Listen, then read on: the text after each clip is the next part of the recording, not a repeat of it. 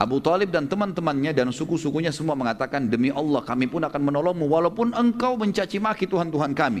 Sampaikan saja apa yang engkau inginkan sampaikan. Bicara, terserah kamu, silakan. Maka dengan pertolongan tersebut Nabi SAW lebih gencar lagi berdakwah. Gitu ya.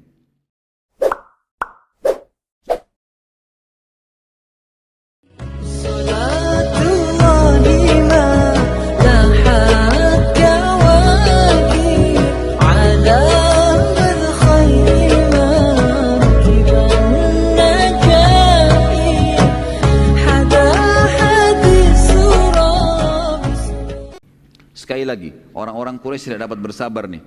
Lalu mereka mencoba menyempitkan jalan dakwah Nabi SAW dengan cara mencoba merayu Abu Talib. Caranya apa? Mengutus ke Abu Talib seorang anak muda yang tampan, yang pintar, dicari yang kira-kira fisiknya dekat dengan Nabi. Nabi SAW kan orangnya tinggi, kekar, putih, gagah, banyak kelebihan Nabi SAW. Mereka cari siapa kira-kira yang anak muda Mekah yang mirip seperti itu. Ditemukanlah seseorang yang mirip, tapi tentu jauh lah ya. Namanya Amarah bin Walid. Amarah bin Walid ini terkenal sekali. Ayahnya tokoh Quraisy, orang kaya raya, jarang keluar. Kalau dia keluar jadi perhatiannya orang. Di rumah kalau keluar pakai baju bagus, wangi, tampan, segala macam. Orang semua jadi bicara tentang Amarah bin Walid ini. Mereka bawa Amarah bin Walid ke Abu Talib. Wahai Abu Talib, ambil nih Amarah nih. Jadikan anak kamu sebagai ganti Muhammad. Kasih Muhammad buat kami. Ambil nih sudah. Ayahnya pun siap. Ambil saja silakan. Jadikan anak kamu. Kata Abu Talib apa? Membuat mereka hanya putus asa. Abu Talib bilang, sungguh aneh kalian hai Quraisy. Kalian kasih anaknya orang lain untuk saya kasih makan. Lalu kalian minta ponakan saya untuk kalian bunuh. Mustahil itu.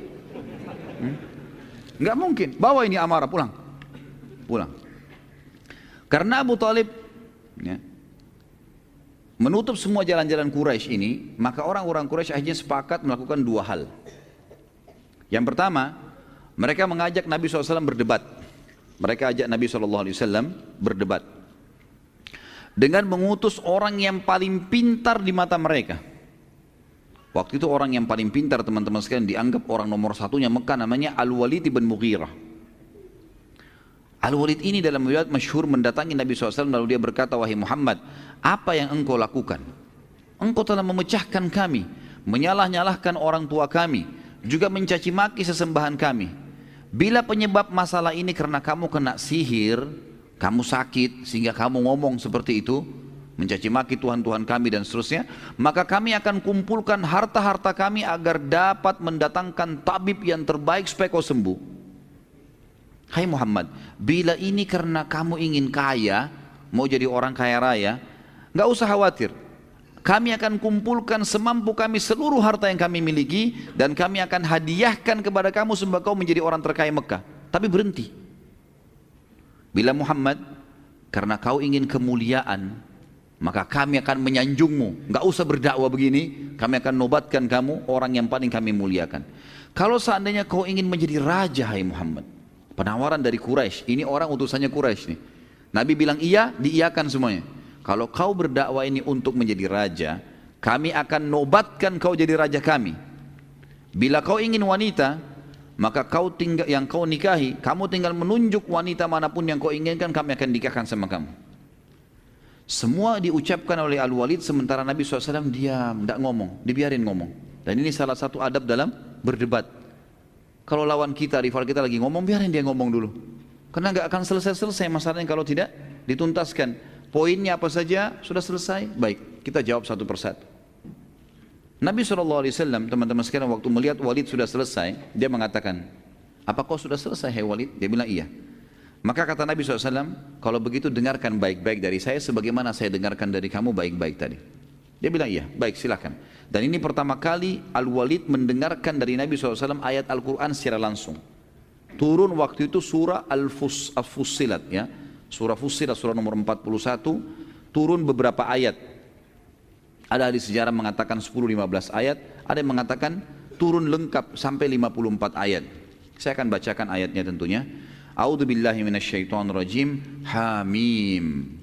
Ini Nabi nggak bicara apa-apa ya, nggak jawab apa-apa. Nabi bacain ayat Al-Quran karena dia tahu bahasa Arab orang ini. Dalam bahasa Quraisy turun Al-Quran. Hamim, tanzilun minar rahmanir rahim, kitabun fussilat ayatuhu Qur'anan Arabiyyan liqaumin ya'lamun, basyiran wa nadhira, fa'arada aktsaruhum fahum la yasma'un, wa qalu qulubuna fi akinnatin mimma tad'una ilayhi wa fi adhanina waqr. وفي آذاننا وقر ومن بيننا وبينك حجاب فاعمل إننا عاملون قل إنما أنا بشر مثلكم يوحى إلي أنما إلهكم إله واحد فاستقيموا إليه واستغفروه وويل للمشركين الذين لا يؤتون الزكاة وهم بالآخرة هم كافرون إن الذين آمنوا وعملوا الصالحات لهم أجر غير ممنون قل أئنكم لتكفرون بالذي خلق الأرض في يومين وتجعلون له أندادا ذلك رب العالمين وجعل فيها رواسي من فوقها وبارك فيها وقدر فيها أقواتها في 4 أيام سواء للسائلين ثم استوى إلى السماء وهي دخان فقال لها وللأرض ائتيا طوعا أو كرها قالتا أتينا طاعين فقضاهن 7 سماوات في يومين وأوحى في كل سماء أمرها وزينا السماء الدنيا بمصابيها وحفظا ذلك تقدير العزيز العليم فإن أعرضوا Faqul anzartukum sa'iqata mithla sa'iqati adin wa thamud. Kurang lebih saksi bahasan sampai sini 13 ayat ya. Walaupun surah ini adalah 50 sekian ayat. Allah berfirman Hamim, dan huruf-huruf awal dalam Al-Quran hanya Allah yang tahu artinya karena belum pernah ditafsirkan kepada kita oleh Nabi SAW. Turun begitu, sahabat pun tidak bertanya, maka dinukil kepada para tabi'in dan para ulama ahli sunnah seperti itu.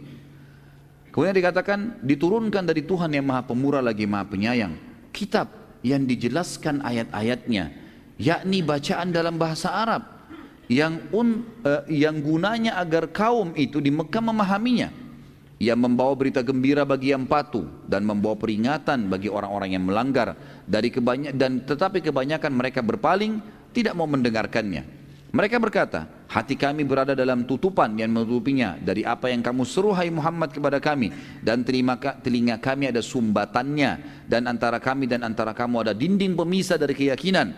Maka bekerjalah, berbuatlah kau hai Muhammad, sungguh kami pun mau berbuat.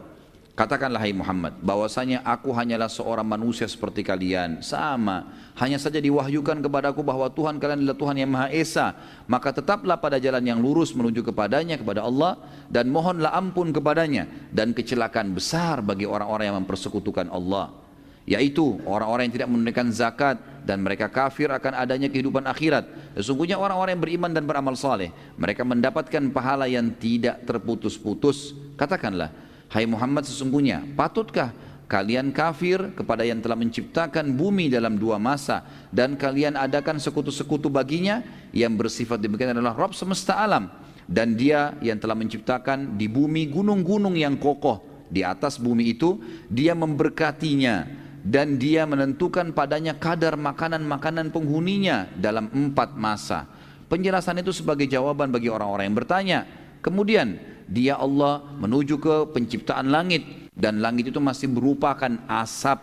Lalu dia berkata kepadanya dan kepada bumi pada saat sudah diciptakan, datanglah kalian berdua kepadaku dengan menurut perintahku dengan suka atau terpaksa. Maka keduanya menjawab, langit dan bumi, kami datang dengan suka hati wahai Tuhan kami.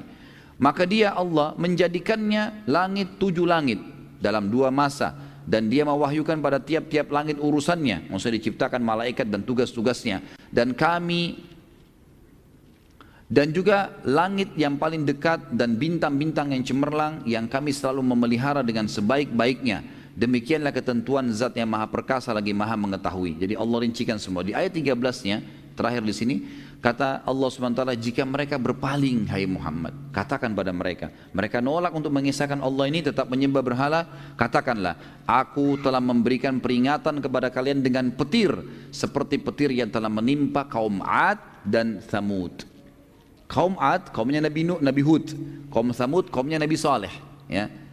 Kebetulan Nabi Hud sama Nabi Saleh adalah turunan Arab, dan orang-orang Arab faham benar tentang kejadian 2 kaum ini. Bagaimana Allah menurunkan bagi mereka petir-petir yang menyambar dan membakar mereka, sehingga membuat mereka hangus di tempat itu. Dan orang-orang Mekah tahu betul tentang kejadian kaum Ad dan Thamud. Pada saat Al-Walid tahu cerita itu. Orang-orang Mekah tahu cerita Ad dan Thamud, tahu betul ceritanya. Kok bisa Muhammad menyebutkan masalah itu?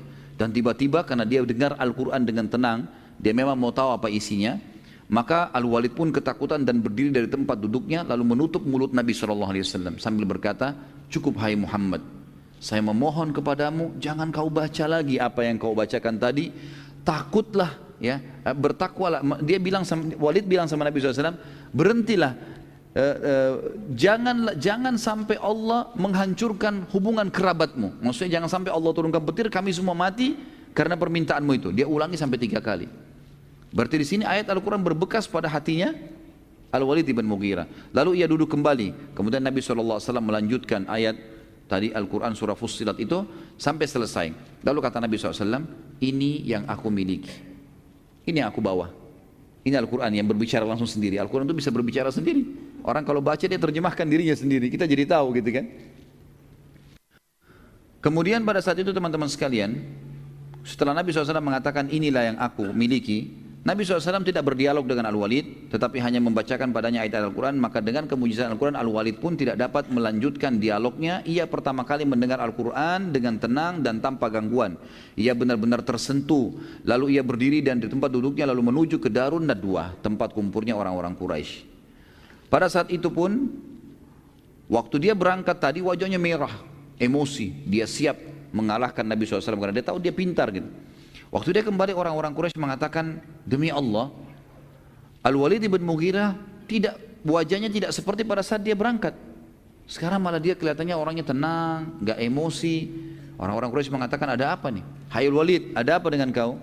Al-Walid mengatakan, demi Allah, dia bilang sama kaumnya ya, orang-orang Quraisy, aku telah mendengarkan perkataan yang belum pernah aku dengar sebelumnya. Ketahuilah, sungguh perkataannya Muhammad, Al-Quran itu sangat indah, juga sangat jelas. Perkataan tertingginya, yang paling bagusnya, sungguh telah berbuah. Orang kalau dengar pasti bisa faham. Dan perkataan yang paling sederhananya, Al-Quran itu telah mencukupi, juga sudah terincikan. Dan pastilah perkataannya itu akan menang dan tidak akan pernah terkalahkan. Ini kata siapa? Kata dutanya Quraisy yang diakui orang yang paling pintar pada saat itu. Nabi SAW dikerunai Al-Quran karena memang kaumnya pada saat itu sangat menjunjung tinggi sastra dan menjadi peradaban mereka. Baik, melihat keadaan Al-Walid berubah teman-teman sekalian, serentak orang-orang Quraisy pun berada dalam nadwa berkata, wahai Walid, apa engkau telah meninggalkan agama nenek moyangmu? Al-Walid menjawab, tidak, demi Allah tidak, aku hanya belum pernah mendengar kata-kata seperti itu. Lalu orang-orang Quraisy bilang, mungkin itu cuma syair-syair. Syair memang susunannya bagus, gitu kan? Al-Walid mengatakan, demi Allah, tidak seorang pun dari kalian yang tahu syair lebih daripada saya.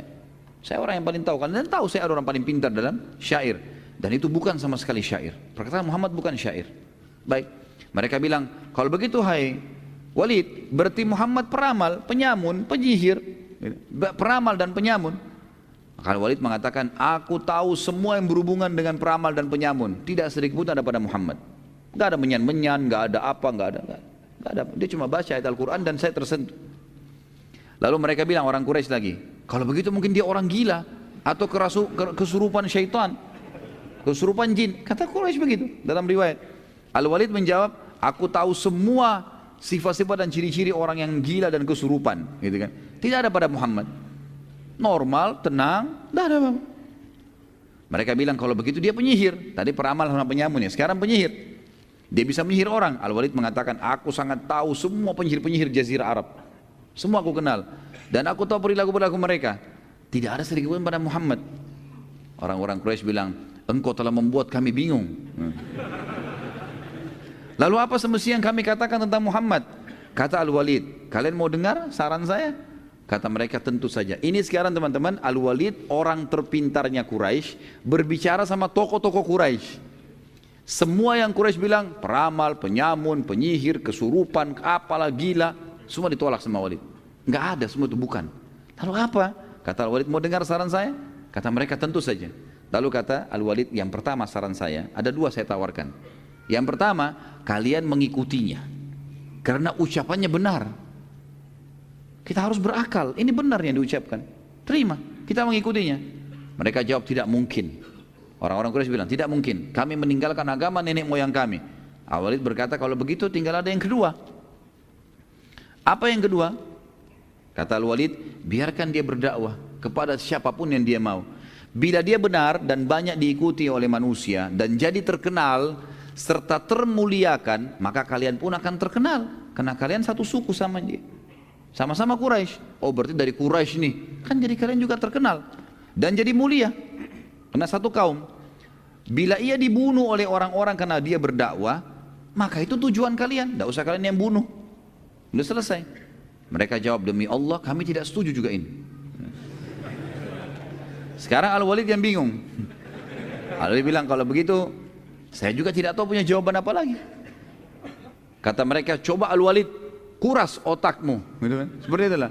Pikirkan apa yang harus kami ucapkan tentang Muhammad, tapi kami tidak mau beriman. Kata Al-Walid, yang paling dekat bilang dia penyihir. Itu yang paling dekat, karena penyihir bisa mengubah keadaan orang. Yang lain tidak mungkin, mustahil. Muhammad bukan gila, bukan bodoh, bukan segala-galanya, ini dia bisa penyihir saja. Mereka bilang, kalau begitu penyihir. Ya sudah penyihir. Kemudian Al-Walid waktu duduk, karena dia menyetujui, oke ucapkan sebagai penyihir aja. Dia yang kasih ide, orang-orang Quraisy kembali merangkul dia. Saya tulis teman-teman dalam ini ijtihad saya saja. Setelah mengambil kisah ini saya bilang, subhanallah, hampir saja Al-Walid menyebarkan kebenaran pada Quraisy. Kalau dia ngotot, jangan, ini benar, ikut. Misal, mereka bisa ikut sebenarnya gitu kan. Tapi subhanallah hanya karena fanatisme kesukuan, akhirnya ikut-ikutan sama kaumnya. Dan mereka itu sudah terpojok ya, tidak ada lagi alasan, tidak bisa beralih lagi.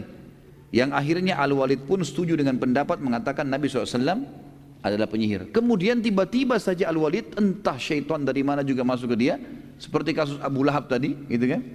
Lalu mengatakan Muhammad itu memang penyihir. Udah, tidak usah percaya dia. Tiba-tiba dia caci maki Nabi SAW. Lalu subhanallah turun surah Al-Muddathir, yang tadi kita sebutkan, kita baca 7 ayat pertama kan waktu awal turun ya, yang suruh Nabi bangun dari berselimut. Turun setelahnya sambungan ayat 11 sampai ayat 30. Khusus untuk Al-Walid ibn Mughirah. Karena orang ini tadinya kalau beriman, orang semua beriman sama dia, dia dapat pahalanya.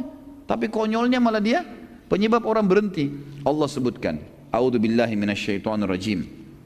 Al-Muddathir surah nomor 74 ayat 11 sampai ayat 30. Zarni wa man khalaqtu wahida wa ja'altu lahu malam mamduda wa banina syuhuda wa mahattu lahu tamhida thumma yatma'u an azid kalla innahu kana li ayatina anida sa'urhikuhu sa'uda innahu fakkar wa qaddar faqutila kaifa qaddar ثم قتل كيف قدر ثم نظر ثم عبس وبسر ثم أدبر واستكبر فقال إن هذا إلا سحر يؤثر إن هذا إلا قول البشر سأصليه سقر وما أدراك ما سقر لا تبكي ولا تذر لواحة للبشر عليها 19. Jadi ini ayat 11 sampai 30 turun kepada Al-Walid atau terhadap Al-Walid ibn Mughirah. Kata Allah SWT, biarkan aku berkehendak, biarkan aku bertindak, kata Allah, kepada orang yang telah aku ciptakan dia. Maksudnya Al-Walid bin Mughirah. Ini orang sudah aku ciptakan, aku yang berikan dia akal, aku yang berikan dia harta. Tiba-tiba waktu ayat-ayatku datang dia tolak, bahkan dia mengajak kaumnya untuk menolak. Dan aku jadikan banyak harta benda untuknya dan anak-anak yang selalu jalan bersamanya, karena Al-Walid bin Mughirah terkenal banyak anak-anaknya. Dan aku lapangkan rezekinya selapang-lapangnya. Kemudian dia ingin sekali aku menambahnya. Sekali-kali aku tidak akan menambah, kata Allah. Sesungguhnya dia menentang ayat-ayat kami, Al-Quran. Aku akan membebani dia mendaki pendakian yang memayahkan. Maksudnya dia akan kesulitan dalam hidupnya, mulai sekarang di dunia dan kemudian juga di akhirat. Sesungguhnya dia telah memikirkan dan menetapkan untuk beriman. Maka celakalah dia, bagaimana dia mengalihkan keputusannya. Kemudian celakalah dia, bagaimana dia bisa mengalihkan keputusannya. Kemudian dia sempat berpikir setelah itu. Sesudah itu dia bermuka masam dan merengut. Kemudian dia berpaling dari kebenaran dan menyombongkan diri. Lalu dia berkata, Al-Quran ini tidak lain hanyalah sihir yang dipelajari dari orang-orang dahulu.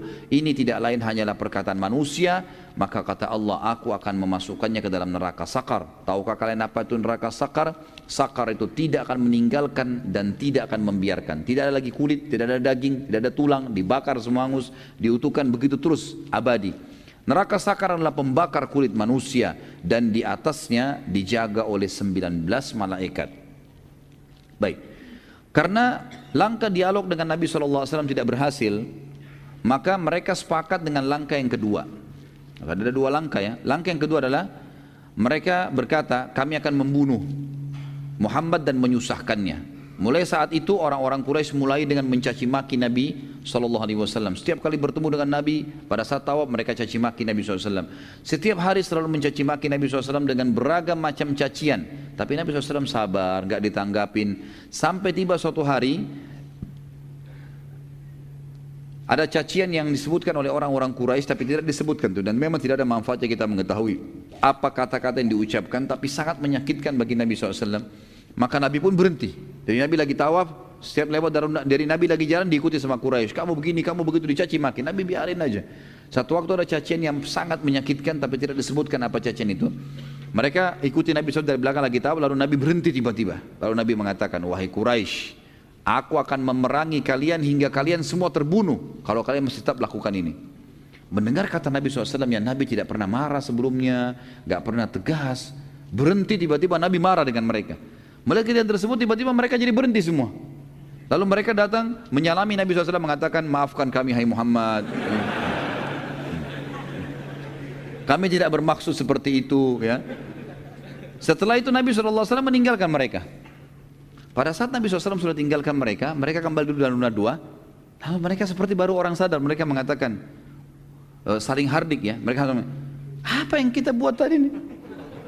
Tadi kan kita sengaja pancing emosinya supaya dia marah, kita gebukin gitu. Kenapa malah sekarang kita minta maaf hanya diancam saja? Lalu kemudian mereka mengatakan kita harus membunuhnya. Satu kalimat dia ucapkan kita berhenti semuanya. Besok kita harus gebukin nih. Akhirnya besok hari Nabi SAW lagi tawaf, mereka datang lagi. Lalu mereka mengatakan, hai Muhammad, apa engkau kemarin yang mengancam kami untuk berperang? Gitu kan? Nabi SAW diam saja sambil senyum. Lalu kemudian mereka mengeroyoki Nabi SAW waktu itu. Nabi melawan ya, semampunya. Dan Nabi SAW memang dijaga oleh Allah SWT. Mereka tidak bisa menyakiti Nabi SAW. Pada saat Nabi SAW sudah terpojok, pada saat itu karena dikeroyokan makin banyak orang datang. Dan tidak ada sahabat waktu itu yang melihat Nabi SAW, karena masih sedikit sahabat kan.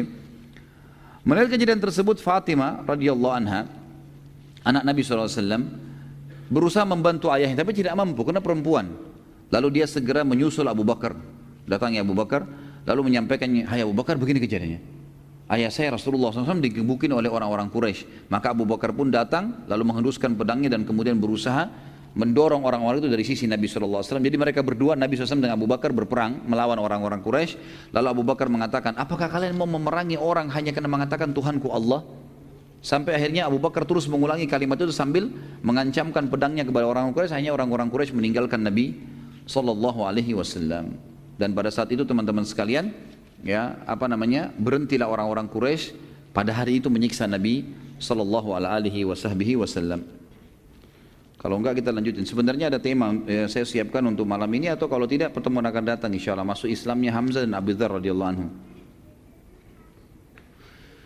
Pada saat pertama kali Nabi SAW mendakwahi Khadijah radhiyallahu anha, Ummul Mukminin, tidak usah pakai Siti, kan sudah kita perbaiki tadi. Apakah di saat itu Khadijah radhiyallahu anha sudah jilbabnya mengulur sesuai di surah Al-Ahzab ayat 59? Belum turun surah Al-Ahzab, gitu kan? Dan memang tidak disebutkan apakah Khadijah radhiyallahu anha memiliki hijab yang seperti besar atau kecil, Allahu alam. Ya, kita tidak tahu dan ini tidak disebutkan dalam buku-buku sejarah masalah itu. Tapi tradisi wanita-wanita di orang Quraisy di Mekah pada saat itu memang mereka menggunakan kain, ya. Mereka menggunakan kain di kepala, menggunakan kain di badan, dan bagi mereka kalau tokoh-tokoh selain hamba sahaya itu mereka selalu saja berpakaian yang rapi. Tapi apakah jilbabnya sudah seperti surah Al-Ahzab itu Allahu a'lam, karena Al-Ahzab itu belum turun, ya. Itu yang saya tahu. Apakah tidak berimannya sebagian Quraisy seperti Abu Lahab termasuk dalam kehendak Allah juga selain kehendak orang tersebut? Semua teman-teman sekalian di bawah naungan kehendak Allah. Perbuatan baik atau perbuatan buruk Allah yang ciptakan, dan semua pun kalau terjadi dengan izin Allah. Tetapi artinya gini, Allah ciptakan nikah sama zina misalnya, ya. Allah perintahkan nikah, Allah larang zina. Allah yang ciptakan kan? Baik, kalau ada orang melakukan perbuatan nikah karena dia mengejar rahmatnya Allah, dapat pahalanya. Kalau dia mengerjakan zina, yang menciptakan dia, menciptakan perbuatan, yang menciptakan, memberikan dia energi, Allah juga. Tapi ini secara global masuk dalam semua dengan izin Allah tentunya. Tapi ini dilarang. Allah sudah bilang akan kena ancaman, kena hukuman. Kalau kita bicara lingkup global, maka semua dengan izin Allah, nggak bisa lepas. Tetapi saya pernah jelaskan masalah takdir, ada yang sifatnya ikhtiar, namanya af'al ibad, ya. Berhubungan dengan perilaku hamba-hamba. Kalau perilaku hamba-hamba teman-teman sekalian seperti misalnya menikah, ya, melakukan kebaikan atau melakukan kejahatan, ini ikhtiar kita semua nih. Seperti contoh gini, teman-teman sekarang mau hadir di masjid sini, kan bisa hadir ya, pilihan siapa? Pilihan antum sendiri kan. Di luar sana juga mungkin ada orang berbuat maksiat, mungkin dia ke diskotik, mungkin dia berbuat haram, pilihan dia juga itu. Semua ini pun terjadi dalam lingkup masyiatillah. Tapi Allah sudah ingatkan, kalau ke sini dapat pahala, di sana dapat dosa, ini ada surga, ini ada neraka, Allah sudah sebutkan. Jadi kalau kita bicara lingkup luasnya, semua ini dengan kekuasaan Allah terjadi. Tapi Allah sudah membedakan mana baik, mana buruk, dan mengikutkan padanya berita gembira bagi yang patuh dan ancaman bagi yang melanggar. Jadi sebenarnya Abu Lahab itu dan orang-orang yang meninggal dalam keadaan kafir itu pilihan dia. Pilihan dia bisa beriman kok. Dan Allah selalu datangkan sinyalnya kepada setiap orang yang seperti ini. Jadi jangan difahami Allah memaksa atau ya tanda kutip ya, orang itu harus kafir atau orang ini harus beriman, tidak. Makanya Allah mengatakan dalam firman-Nya, "A'udzubillahi minasyaitonirrajim, faman syaa'a falyu'min wa man syaa'a falyakfur."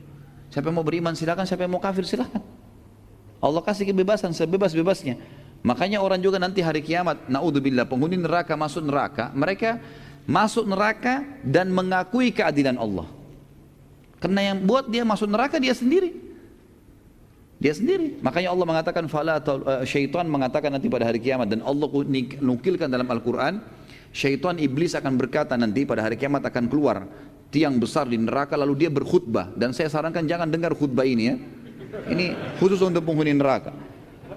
Dia bilang innallaha wa'adakum wa'adal haq, Allah telah janjikan kalian dengan janji-janji yang benar, wa wa'adtukum, dan saya juga janji-janji kalian, fa akhlaftukum, tapi saya nipu kalian. Allah sudah bongkar kedoknya iblis, gitu kan. Hari kiamat dia akan bicara begitu di neraka.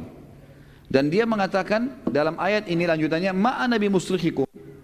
Dalam hal lanjutan ayat ini, saya tidak bisa tolong kalian, wa ma antum bimusrikhi, kalian juga tidak bisa tolong saya. Saya cuma panggil kalian, kalian yang jawab sendiri. Fala talumuni walumu anfusakum. Jangan kalian salahkan diri saya, salahkan diri kalian sendiri. Karena memang kita bebas nolak, bisa bebas memilih kan? Seperti itulah. Ana seorang mu'allaf yang ingin tanyakan adalah apakah masih ada sisa-sisa kebenaran sejarah agama Islam dalam agama Nasrani masa kini, baik itu dalam kitab sucinya Alkitab atau mungkin dalam ajaran atau mungkin dalam tata cara ibadahnya. Karena ana ingin bisa insya Allah berdakwah kepada orang tua, saudara, keluarga dan masih agama Nasrani. Syukran Ustaz. Saya pribadi nggak tahu ya apakah memang masih ada dalam syariat, dalam ajaran sekarang yang dipelajari di gereja-gereja dalam Injil itu masih ada yang sama dengan ajaran kita sekarang. Allahu alam. Tapi yang jelas karena sudah banyak perubahan ya. Kalau Al-Quran menceritakan kepada kita, mereka mengubah-ubah banyak isi Injil itu, isi Alkitab mereka ubah, gitu kan? Sehingga kita tahu ada revisi Injil misalnya, yang saya sudah pernah ceritakan di Vatikan ada revisi Injil hampir tiap tahun terjadi. Maka ini sulit untuk dijadikan sebagai rujukan. Gitu. Yang benar adalah saya sarankan akh atau ukhti ini, ya dakwakan Islam saja. Tidak perlu untuk mencari apa yang berhubungan dengan Nasrani supaya bisa menerima Islam, nggak usah, nggak perlu. Paling yang tersisa pun kalau kita mau mencari secara global adalah berimannya umat Islam kepada Nabi Isa AS. Berimannya umat Islam kepada turunnya kitab namanya Injil. Tapi tinggal dilengkapkan dengan turunnya Al-Quran yang harus diterapkan syariatnya dan juga datangnya Nabi Muhammad SAW. Jadi tidak usah terlalu ragu dalam berdakwah. Tugas kita cuma menyampaikan. Dan sampaikan Islam yang kita fahamin. Gitu. Bagaimana cara wahyu turun setelah surah Al-Alaq ayat 1 sampai 5? Apakah sama dengan surah Al-Alaq Jibril membaca dan Nabi SAW mengulangi? Proses penerimaan wahyu ada beberapa cara ya. Kadang-kadang Jibril datang, kata Nabi SAW, kadang-kadang Jibril datang dan dalam poster manusia, kemudian aku memahami dari perkataannya kalau dia bukan manusia. Kadang-kadang Jibril AS memasukkan itu ke dalam hatiku sehingga aku merasakan ada ilham di dalam hatiku. Kadang-kadang aku mendengar suara lonceng yang keras Dan ini yang paling berat untuk Nabi SAW. Gitu. Jadi ada beberapa cara. Tapi yang dinukil kepada kita, tidak dirincikan secara khusus ya surah Ad-Duha itu turunnya seperti apa, apakah sama dengan Al-Alaq, yang dirincikan memang Al-Alaq. Jibril datang kena surah surah pertama dan ayat-ayat pertama, maka Jibril datang dalam kemudian memeluk Nabi SAW, dan ini tidak semua ayat. Ada di antara ayat-ayat memang turun, Nabi SAW menyaksikan itu. Seperti kasus nanti kita akan bahas di perang Bani Quraidah. Bagaimana waktu Nabi SAW sudah selesai menang dari pasukan Ahzab, ya, pasukan kelompok-kelompok 10.000 orang yang mengepung Madinah, sudah bubar semua kena angin kencang. Pada saat itu Allah SWT bubarkan mereka. Maka Nabi SAW pulang ke rumah lalu ganti baju, mau mandi. Datanglah Dihyal Kalbi, sahabat Nabi yang mulia dalam poster Dihyal Kalbi ini, lalu mengetuk rumah Nabi SAW dan bertanya kepada Aisyah, mana Muhammad, mana Rasulullah? Kata Aisyah, lagi membersihkan dirinya. Lalu kata Dihyal Kalbi, sampaikan kalau Dihya mau bertemu. Lalu Nabi SAW keluar dan bertemu dengan Dihya. Itu kan Aisyah pun menceritakan, maka Nabi SAW pun Aisyah mendengarkan Dihya Al-Kalbi berkata, hai Muhammad, perkataannya setelah ketemu, hai Muhammad, apakah kalian sudah membuka baju-baju perang kalian? Sementara kami malaikat tidak membuka baju-baju kami, gitu kan? Sampai kami memerangi ke arah sana, ditunjuklah bentengnya Bani Quraidah. Jadi pernah Jibril datang seperti ini. Tapi kalau tadi, tentu ada di antara surah yang disebutkan bagaimana Jibril prosesnya datang, tapi ada juga yang tidak disebutkan. Tapi ini tadi secara global saya sebutkan, ada yang kadang-kadang Jibril datang bicara seperti ini, ada kadang-kadang ilham yang masuk dalam hati Nabi SAW, kadang-kadang terdengar suara lonceng, seperti kasus Aisyah waktu difitnah. Nanti akan kita bahas kisah ifk pada saat pulang dari perang Bani Mustaliq. Nanti akan kita pelajari insyaAllah itu, bagaimana Nabi SAW waktu turun ayat tentang pembebasan Aisyah dari tuduhan zina, beliau duduk di sudut rumah Abu Bakar, lalu beliau keringatan dan mendengarkan suara lonceng yang keras. Nah ini juga salah satu metode. Allahu a'lam. Bagaimana mengambil ibrah dan implementasi dakwah Nabi di kehidupan sekarang? Karena dakwah sunnah sekarang baru sekedar dakwah untuk dalam rangka islah sama muslim. Bagaimana dakwah kita untuk kaum kafir yang dengan menegakkan kalimat tauhid di Indonesia, sementara yang berpuasa banyak kaum kafir dan munafik? Bagaimana metode penyampaian ilmu pada zaman Rasul? Apakah dengan metode talaki atau taklim seperti kita saat ini? Tugas kita teman-teman sekalian, agama Allah ini disampaikan. Kalau metode Nabawiyah jelas sekali. Nabi SAW memulai membangun komunitas dengan majlis ilmu. Majlis ilmu. Nabi SAW duduk, menyampaikan wahyu Allah, kemudian para sahabat mendengarkan sampai tertanam ilmu itu dan iman dalam hatinya, lalu muncullah iman, lalu mereka mengaplikasikan apa yang mereka dapatkan. Itu yang Nabi SAW terapkan. Sampai fase 13 tahun di Mekah dan 2 tahun pertama di Madinah masih belum ada peperangan. Selalu ada penanaman iman. Maka lahirlah kader-kader seperti Abu Bakar, Umar, Uthman, Ali, Talha, Zubair dan semuanya sahabat-sahabat Nabi Muhammad, karena ilmu sudah tertanam dalam hatinya. Kalau saya pribadi melihat sekarang Indonesia ini kita butuh majelis ilmu yang banyak. Para teman-teman dai lebih gencar menyampaikan ceramah-ceramah mereka, memaksimalkan media-media yang ada, gitu kan? Karena kita sudah terlanjur di Indonesia ini masyarakat tercekoki dengan banyak pemahaman yang tidak jelas. Ya. Mungkin antum sendiri rasakan pada saat sebelum menapati atau mengikuti dakwah sunnah, bagaimana penyampaian yang penuh dengan khurafat, banyak segala macam pemahaman yang tidak jelas arahnya, gitu kan? Dan itu banyak sekali. Maka dengan majelis ilmu, alhamdulillah terjadi banyak perubahan-perubahan, gitu kan? Terjadi banyak perubahan-perubahannya. Ini Allah alam yang saya tahu metode Nabawi yang pertama. Setelah ilmu itu tertanam dengan baik, gitu kan? Barulah kemudian pindah ke tahapan setelahnya, ekspansi ilmu itu, nyebarkan, gitu kan?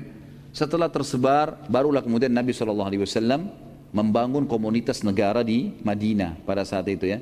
Akhirnya Nabi SAW membentuk pemerintahan dan mulailah mengekspansi dengan kekuatan militer, mempertahankan Islam dengan kekuatan militer. Ini yang ada, Allahu a'lam. Jadi saya melihat Indonesia ini sekarang tahap pertama membutuhkan perbaikan ilmu supaya masyarakat sadar tentang kebenaran tauhid. Harusnya itu yang Allah alam yang saya tahu yang diperlukan ya. Dan saya secara pribadi saya melihat Saya terus aja gencot di situ, bagaimana saya belajar ilmu, saya baca buku, saya susun materi, saya sampaikan kepada saudara saya muslim. Dan saya pribadi melihat untuk lingkup dakwah saya saja, saya lihat efeknya besar. Alhamdulillah Allah bisa berkahi, sekian banyak orang, hampir setiap hari orang yang WhatsApp ke saya, SMS, membahasakan sudah faham, Alhamdulillah terima kasih dan seterusnya. Kadang-kadang ada yang menangis ketemu dengan saya karena menyampaikan, saya sendiri tidak tahu. Saya bilang, saya cuma menyampaikan ini kuasa Allah. Saya cuma menyampaikan apa yang sebenarnya kalau Allah, kalau Rasul. Jadi saya melihat bekas ilmu besar, gitu kan? Bekas ilmu, dan ini penting sekali. Dan ini adalah metode pertama Nabi SAW. Dan ini juga sudah saya jelaskan pertanyaan kedua tentang masalah metode di zaman Nabi SAW. Tentu saja dengan talaqi, ada ta'lim, ada, berbeda ya. Talaqi itu memang dia fokus terus belajar. Ada di antara sahabat begitu, makanya tidak semua sahabat perawi hadis, ya. Tidak semua sahabat merawi hadis. Yang merawi hadis yang memang talaki dari Nabi SAW. Kita sudah tahu beberapa sahabat, ada Abu Hurairah, ada Abdullah bin Mas'ud, Abdullah bin Umar, Abdullah bin Abbas, Abdullah bin Amr bin As, Zaid bin Haritha, Zaid bin Thabit, ya. Ini semua sahabat-sahabat yang memang kerjanya setiap hari tinggal di belakang rumah Nabi SAW, namanya Suffah. Di situ ada sebuah tempat yang luasnya kurang lebih 5 kali 5 meter. Kemudian di situ Nabi SAW membiayai para penuntut ilmu. Mereka datang untuk ilmu, Nabi biayai makannya, minumnya. Mereka cuma tahu ikutin Nabi, apa yang Nabi ucapin. Jadi wahyu turun kebanyakan pada mereka terlebih dahulu, nanti mereka sebarkan setelah itu. Karena kadang-kadang wahyu ada yang turun di saat Jumat, sehingga semua orang dengar. Kadang-kadang ada wahyu turun di kancah peperangan, yang hadir perang aja yang dengar, yang di Madinah nggak dengar, nanti disampaikan. Kadang-kadang Nabi SAW terima wahyu tidak ada yang dengar. Seperti kasus, kecuali beberapa orang, waktu turun pembebasan Aisyah dari perzinahan, tuduhan Abdullah bin Abi Salul, itu yang dengar firman Allah SWT yang Nabi sampaikan itu dalam surah Al-Ahzab, itu hanya Abu Bakar istri dan Aisyah. Lalu kemudian disebar kepada yang lainnya. Jadi ada memang orang-orang yang duduk bertalaki, memang mempelajari itu. Ada orang yang hadir di taklim, seperti misalnya ada orang yang hanya ketemu dengan Nabi SAW di 5 waktu sholat. Selain itu dia kerja di kebunnya, dia pergi kemana. Ada juga yang ketemu sama Nabi cuma setiap Jumat. Ada yang ketemu sama Nabi SAW kalau Ramadan. Ada yang ketemu pada saat peperangan saja. Ada yang ketemu pada saat haji saja. Ada yang ketemu dengan Nabi SAW itu sekali seumur hidup, syahadat kemudian pulang. Udah gak ketemu lagi sama Nabi SAW sampai meninggal. Jadi memang berbeda-beda ya. Tapi sistem yang Nabi SAW tekankan adalah sistem yang memang diistilahkan sekarang dengan talaki ya, bagaimana beliau sangat menyambut para penuntut ilmu duduk untuk belajar ya, duduk belajar dan ambil semua. Dan teman-teman sekalian, jangan buru-buru dalam menuntut ilmu ya. Kata Imam Syafi'i rahimahullah, orang yang tidak bisa sabar ya dengan waktu yang lama menuntut ilmu, maka dia juga ya nanti akan harus sabar dengan kebodohannya. Kalau tidak mau sabar untuk ilmu, nanti dia akan bodoh. Harus sabar. Jangan setahun 2 tahun teman-teman sekalian. Orang untuk ilmu itu seumur hidup. Ya, itu jangan buru-buru begitu baru setahun 2 tahun sudah langsung mengajar sana sini. Butuh ilmu yang dalam teman-teman sekalian. Ajarkan kepada orang dekat-dekat, iya, orang terdekat yang kita tahu, iya. Tapi untuk menyampaikan sebuah fatwa jangan buru-buru. Karena ini saya lihat ada juga masalah kita di Indonesia ya. Banyaknya orang sembarangan menyampaikan fatwa dan ilmunya belum sampai. Ini berbahaya sekali. Hanya sekedar gelar ustadz, hanya sekedar gelar ini, gelar itu, akhirnya main ngomong saja gitu kan. Ini yang berbahaya karena umat yang dengar ini membawa pulang apa yang disampaikan itu gitu kan. Apalagi kayak khutbah Jumat, ada 1000 orang yang hadir, 2000 orang yang hadir, ini kan berbahaya sekali. 2000 orang, satu orang kalau punya 10 kenalan saja itu sudah 20.000 orang gitu kan. Itu berbahaya sekali. Maka ini juga harus jangan tergesa-gesa teman-teman. Bukan tidak boleh menyampaikan kebenaran, tapi untuk menyampaikan sebuah hukum itu butuh rujukan yang benar ya, butuh kapasitas ilmu yang cukup insyaallah. Apakah sebelum Nabi Muhammad SAW menjadi Nabi, ajaran Nabi Isa Nasrani belum disebar sampai ke Mekah? Memang tidak ada kewajiban disebar ke Mekah. Karena Nabi Isa AS hanya untuk Bani Israel. Jadi nggak ada kewajiban Nabi Isa bawa ke Mekah ajarannya. Nah sudah saya jelaskan tadi kan, khusus untuk Bani Israel. Makanya dikatakan Nabi Isa Nabi Bani Israel. Jadi salah sebenarnya itu teman-teman kita Nasrani yang datang mendakwakan Nasrani ke Indonesia. Nggak ada hubungannya, Nabi Isa bukan untuk orang Melayu. Loh benar, untuk Bani Israel. Memang itu Nabi Bani Israel, gitu kan? Kalau Nabi SAW beda. Nabi Muhammad SAW memang Allah mengatakan, "A'udzubillahi minasyaitonir rajim, wa ma arsalnaka illa rahmatan lil alamin." Kami tidak utus ke Muhammad kecuali jadi petunjuk bagi seluruh alam semesta. Ustaz, saya pernah dengar kisah Rukana mengajak duel, gulat Rasulullah SAW hingga beberapa kali, namun Rasulullah SAW selalu menang. Apakah ada kisah lain dakwah Rasulullah SAW menggunakan fisik atau berkelahi? Itu nanti kisah Rukana ada disebutkan nanti di sini insya Allah ya. Kalau menggunakan fisik, peperangan-peperangan Nabi SAW. Semuanya menggunakan fisik. Bahkan Ali bin Abi Thalib mengatakan dalam riwayat Bukhari radhiyallahu anhu, kami kalau menghadapi peperangan ya, lagi berkecamuk, maka kami berlindung di belakang Nabi SAW. Nabi SAW luar biasa. Ada riwayat lain menjelaskan pernah Madinah terdengar suara gemuruh yang ribut, gitu kan? Kemudian para sahabat lalu segera ngumpul. Mereka tahu ini suara gemuruh seperti suara penyerangan lah. Maka mereka pun berkumpul di depan rumah Nabi SAW menunggu. Waktu itu mereka bawa obor karena malam gak ada penerangan. Maka mereka nunggu, ternyata Nabi SAW tidak keluar. Tidak lama kemudian suara gemuruh itu sudah hilang. Dan mereka lihat dari kejauhan ada orang menunggangi kuda mendekati mereka. Begitu dekat penunggang kuda itu, pegang obor, di tangan kanannya pedang, di tangan kirinya obor. Itu mereka begitu dekat ternyata dia adalah Rasulullah SAW. Rasulullah melawan sendiri gerombolan itu. Jadi beliau punya keberanian. Bukan seperti sebagian pemimpin yang cuma tahu perintah sana, perintah sini, dia enak di rumah pakai AC. Ya. Nah, iya. Nabi SAW berbeda, ya, luar biasa. Beliau dan banyak, mungkin itu yang terlintas sementara ya. Tapi jelas peperangan Nabi SAW jelaskan. Beliau juga terluka, jarinya sempat kena anak panah Yahudi di Khaybar, keningnya sempat luka dan giginya pecah sallallahu alaihi wasallam di Uhud, gitu kan? Pundak kanannya dipukul oleh Ibnu Qami'ah, nanti kan kita jelaskan di perang Uhud itu.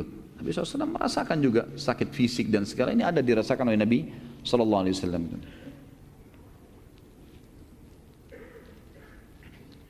Tadi belum dijelaskan tentang kelahiran Fatimah radhiyallahu anha. Kok tiba-tiba muncul? Ya tadi kan penjelasan tentang,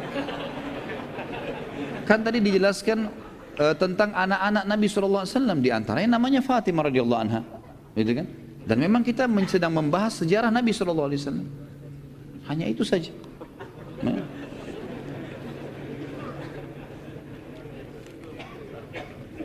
Bagaimana saya mendakwahi sahabat saya yang menganut agama Nasrani, namun dia ingin masuk Islam, tapi dia masih ragu, bagaimana saya meyakinkannya? Suruh syahadat dulu, baru sebentar belajar.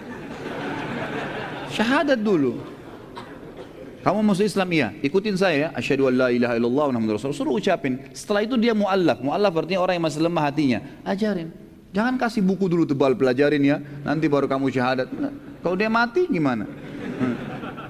Masukin Islam. Pernah ada seorang ikhwah gitu bawa sama saya seorang ikhwah yang lain, laki-laki yang lain gitu, dibawa sama dia di hotel. Waktu itu saya lagi nginap, ada tamu dari Saudi Syekh datang beberapa tahun yang lalu. Kemudian dia bilang, Ustaz, ada teman saya mau masuk Islam, tapi mau sama Ustaz. Begitu datang ke saya tanya, sejak kapan mau belajar Islam, mau masuk Islam ini? Dia bilang, saya sudah lama sampaikan ke teman saya, ditunjuk teman ikhwah yang bawa itu, sudah lama. Dan saya dikasih buku dulu, dikasih buku tebal, belajar. Mungkin sudah dari berapa bulan yang lalu, gitu kan. Saya bilang sama akhi itu, kenapa akhi? Subhanallah, kalau orang ini meninggal di masa-masa dia sudah minta masuk Islam dan antum belum pandu syahadat, tidak ada muslim yang tidak bisa syahadat, gitu kan. Kalau dia meninggal antum tanggung jawab loh, masuk neraka orang, gitu kan. Nggak boleh. Jadi pandu syahadat. Lalu saya pandu syahadat, setelah syahadat baru kita kasih buku, kasih penjelasan tentang Islam. Aja dulu syahadat. Ya. Dan tidak ada sulitnya itu aja syahadat gitu. Jadi itu saran saya aja syahadat. Kalau dia sudah ada keinginan ya, kalau dia belum ada keinginan, baru kemudian kita memberikan buku-buku, mungkin kita berikan argumentasi apa ya, keterangan-keterangan mungkin yang bisa membuat dia yakin dulu. Tapi kalau ini kan sudah ada keinginan, cuma masih ragu saja, suruh syahadat dulu, kemudian baru kita didik, karena didikan datang setelahnya. Jika ada 4 orang Mekah yang masuk surga sebelum kenabian, bagaimana dengan umat atau golongan setelah kenabian tapi belum sampai Islam kepadanya? Apakah juga masuk surga jika percaya Tuhan yang Maha Esa, hari pembalasan? Ini sebenarnya kita lihat dulu lokasinya, posisinya di mana gitu kan. Kalau mereka berada di satu lokasi yang memang di situ tidak ada nabi, nggak ada ajaran kenabian, maka ini mereka adalah nanti di hari kiamat disebutkan akan diuji oleh Allah subhanahu wa ta'ala. Kalau teman-teman ikutin ada riwayatnya, saya sebutkan di bahasan masalah surga dan neraka. Ada bahasan di YouTube itu tentang Rasulullah SAW bercerita tentang surga dan neraka. Di antaranya adalah di hari kiamat orang-orang yang meninggal dalam keadaan dia tidak sampai kepadanya dakwah, maka Allah akan mengujinya. Bagaimana mengujinya? Hari kiamat semua orang sudah tahu ini Tuhan kami Allah. Enggak ada lagi yang samar di hari kiamat ya. Maka Allah akan mendatangkan mereka ke hadapan neraka, lalu Allah menguji mereka, menyuruh mereka loncat ke neraka itu, masuk ke neraka itu. Kata Nabi SAW, Allah menyuruh mereka masuk ke neraka. Bagi yang patuh sama Allah, mereka lempar dirinya ke neraka karena patuh kepada Allah. Kata Nabi SAW, demi zat yang jiwa Muhammad dalam genggamannya, neraka tidak akan mengganggunya, nggak akan terbakar, nggak apa-apa, cuma ujian. Maka Allah pun memasukkan mereka ke dalam surga. Karena berarti orang ini kalaupun nanti di dunia dulu, tetap dia akan beriman nanti. Karena buktinya patuh nih sekarang. Dan orang-orang yang tidak mau mematuhi itu berarti kalaupun di dunia mereka juga tidak akan patuh. Ini yang ada, Allah alam, yang saya tahu. Seperti itu. Ya.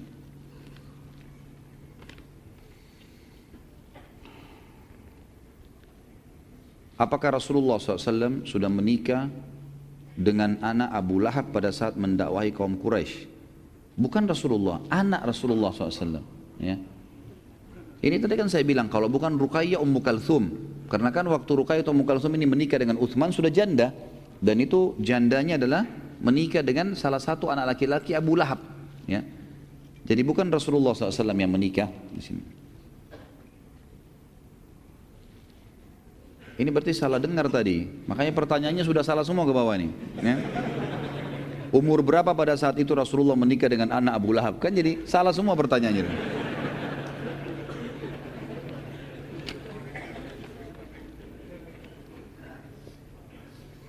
Apakah tasmiyah atau memberi nama Abu Jahal dan Abu Lahab itu dari orang Islam saja, atau Abu Jahal dan Abu Lahab mengakui sendiri kunyah tersebut? Kalau Abu Lahab memang dikenal di Mekah begitu. Abu Lahab memang dikenal dengan Abu Lahab. Kalau Abu Jahal tidak, di kalangan muslimin saja. Karena memang Abu Lahab sudah terkenal dengan istilah itu, gitu kan. Dan nanti insya Allah kita akan pelajari bagaimana sampai matinya Abu Lahab, gitu kan. Yang jelas itu julukan dia memang sudah terkenal. Kalau Abu Jahal tidak. Abu Jahal punya julukan di Mekah Abul Hakam, atau orang yang bijaksana, gitu kan. Kalau muslimin yang mengatakan Abu Jahal, nanti akan kita ceritakan juga kenapa dia dikatakan Abu Jahal, nanti akan disebutkan insya Allah. Dan insya Allah bulan depan kalau Allah masih mudahkan semua insya Allah, dengan kesehatan, dengan panjang umur, kita akan jelaskan itu panjang lebar insya Allah. Baik, mungkin begitu dulu teman-teman sekalian, karena sudah jam 9 kurang lebih.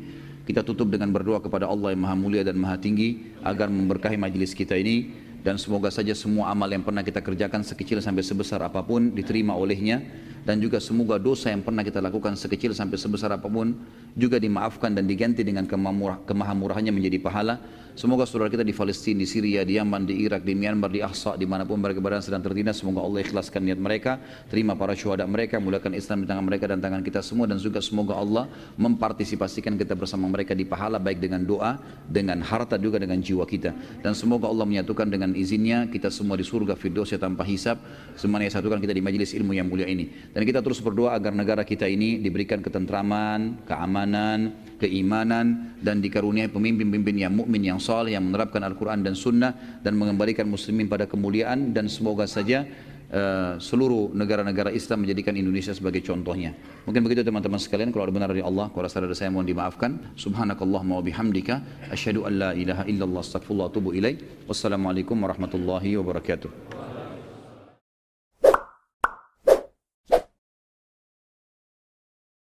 So